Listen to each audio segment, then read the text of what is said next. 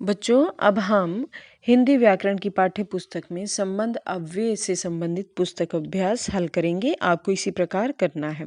पहला देखो, नीचे लिखे वाक्यों में प्रयुक्त संबंध बोधक शब्दों को रेखांकित कीजिए और कोष्ठक में यानी ब्रैकेट में दिए गए विकल्पों में से एक पर सही का निशान लगाइए।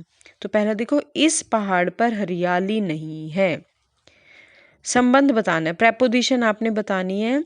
पहाड़ और हरियाली का संबंध है तो पहाड़ पर, तो केवल पर को आपने रेखांकित करना और पर ही आपको सही का निशान लगाना है।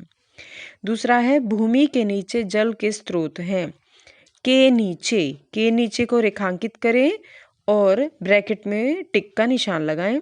युधिष्ठिर के पीछे पीछे कुत्ता चला आ रहा था। के पीछे पीछे, तो के पीछे पीछे पर आपको सही का निशान लगाना है।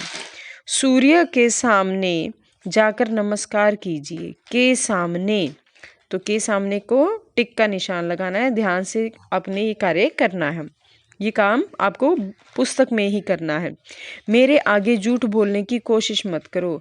आगे, केवल आगे पर आपको सही का निशान लगाना है। अगर कहीं पर आपको समस्या आ रही है तो जिस प्रकार मैं बोल रही हूँ आपको उसी के अनुसार करना है। निम्नलिखित का वाक्य में प्रयोग कीजिए। ये दूसरा प्रश्न है। के भीतर, वह लड़का कमरे के भीतर चला गया। की जगह, उस लड़के की जगह वह लड़की आ गई। के द्वारा, वह लाठी के द्वारा चलता है। तो इस प्रकार अभी हमने जो किया, कहीं पर आपको अगर समस्या आ रही है कि पुरानी पुस्तक होने के कारण यहाँ पर कई स्थानों पर सही का निशान लगा हुआ है, तो जो मैंने बोला आपको उसी के अनुरूप ही करना है।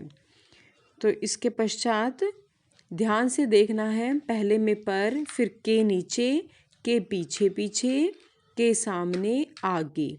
और वाक्य आप ये वाले भी लिख सकते हैं। इसके अतिरिक्त आप उदाहरणों के अनुरूप भी लिख सकते हैं या अपने स्वयं बनाकर भी लिख सकते हैं। संबंध बोधक में हमेशा दो संज्ञा या सर्वनाम के मध्य संबंध स्थापित कर बताया जाता है अव्यय के माध्यम से। तो देखिए अब आगे, के कारण, उस लड़के के कारण मेरा काम नहीं हुआ। के समान, राम के समान आज्ञाकारी बनो। के सहित, राम वन में सीता के सहित चले गए। के बजाय, राम के बजाय सोहन पैदल गया। की ओर, वह गुफा की ओर चला गया।